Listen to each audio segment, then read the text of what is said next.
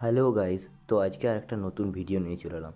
এখানে আমি আপনাদেরকে দেখাবো যে ব্রিজ রেকটিফায়ার কীভাবে বানাবেন এসি ভোল্টেজ থেকে ডিসি ভোল্টেজ কনভার্ট করার জন্য। এখানে দেখতে পাচ্ছেন দুটো, এখানে সাদা আর এখানেও সাদা, দুটো সাদাকে মিক্স করে নিতে হবে, জয়েন্ট হয়ে গেল।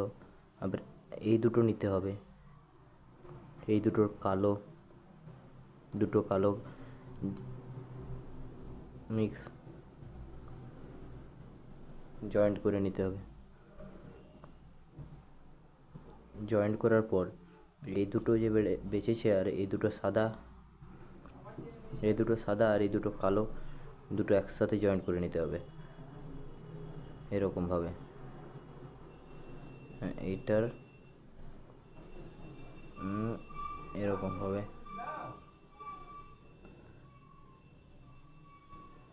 তাহলে এটা ব্রিজ রেকটিফায়ার তৈরি হয়ে গেল।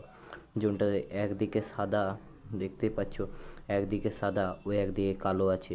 এইখানে এসি ভোল্টেজ এই দুদিকে, আর এইদিকে প্লাস, যেটা সাদা দিকটা এটা প্লাস আর কালো দিকটা মাইনাস। যদি ভিডিওটা ভালো লেগে থাকে তাহলে একটা লাইক এবং সাবস্ক্রাইব করে দিও।